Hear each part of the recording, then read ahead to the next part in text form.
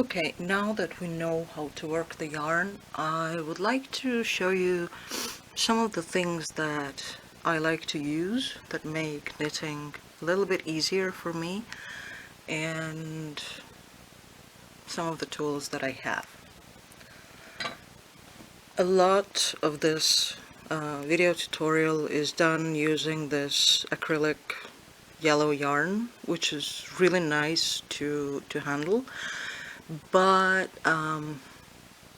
if you make things that are supposed to be worn, like gloves or socks, then it depends on the climate, but acrylic doesn't really breathe well. So if you're making stuff like baby socks, which is the next video that I will be making, acrylic is not the best choice. For socks, the best is, especially for, little babies, the best is to use natural materials like soft wool or cotton. But acrylic is perfect for beginners to work, and the colors usually don't bleed when you wash them, so it's nice, basically. Another thing is the knitting needles. These are the most typical ones. 2 needles with little thingies here so that the stitches don't run off. The needles can be made from all kinds of materials, and you can just choose whichever feels most comfortable for you.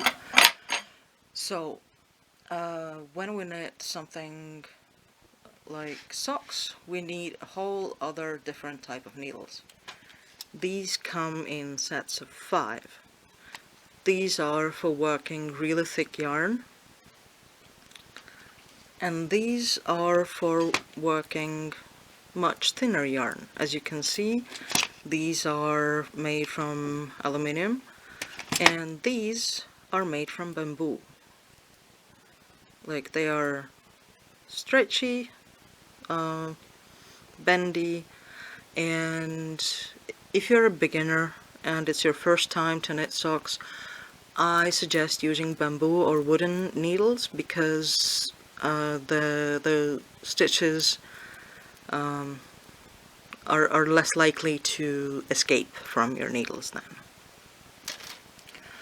And I also have a third type of needles, which I will show a bit later.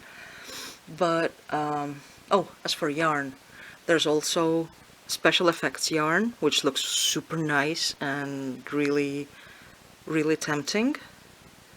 However, one thing when you use yarn that has special effects like this one, you must remember that in order for these special effects to show, you must use needles that are quite big, usually on this yarn belt. You can see what it's made of, and how to take care of it. If you knit a 10 centimeters by 10 centimeters square, it in this case would be, I hope you can see, 18 stitches and 26 rows, so that you can use that for calculations. And usually, not in this particular case, interestingly enough, usually there is a suggestion as to, here it is, needle size 4 to 6 is the recommended size of needles. When you use this type of yarn, which is not regular, do not feel tempted to try to do special kinds of stitches, because it will look best if you just knit and purl the usual way. Otherwise, you might use a lot of time and effort on your work, and in the end your pattern won't show and the beauty of the yarn won't show. So if you go for an effect yarn, just keep the knitting as simple as possible. here is a tool I bought from a supermarket and I love it very much. There are rulers here, both in centimeters and inches, and these holes here are for measuring your needles.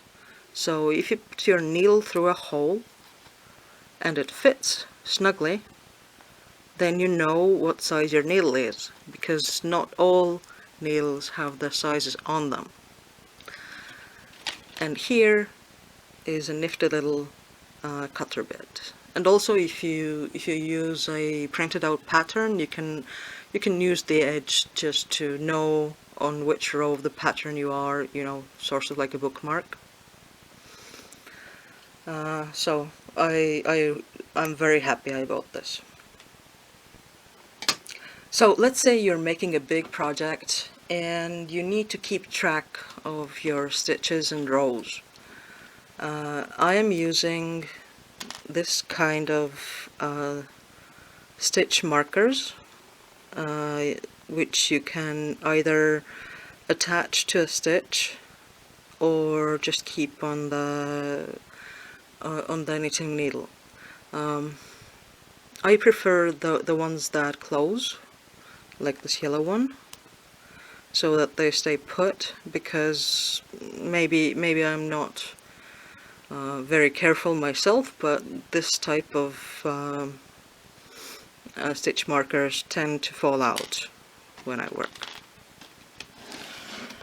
And here I am currently knitting a big shawl, and here is one very nifty thing, which is the stitch counter.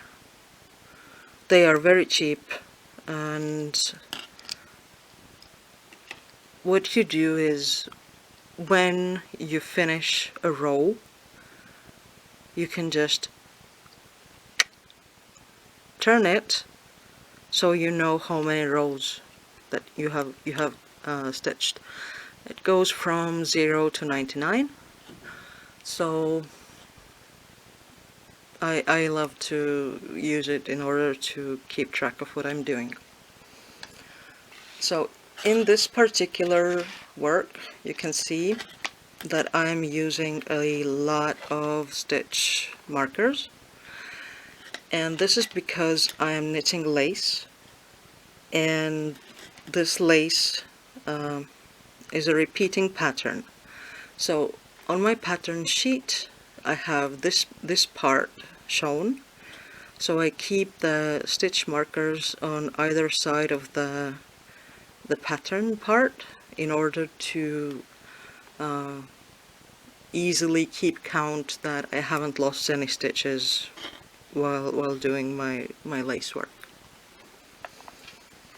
And also, this is the third type of knitting needles, which is basically like regular 2 needles, except they are connected by this thread.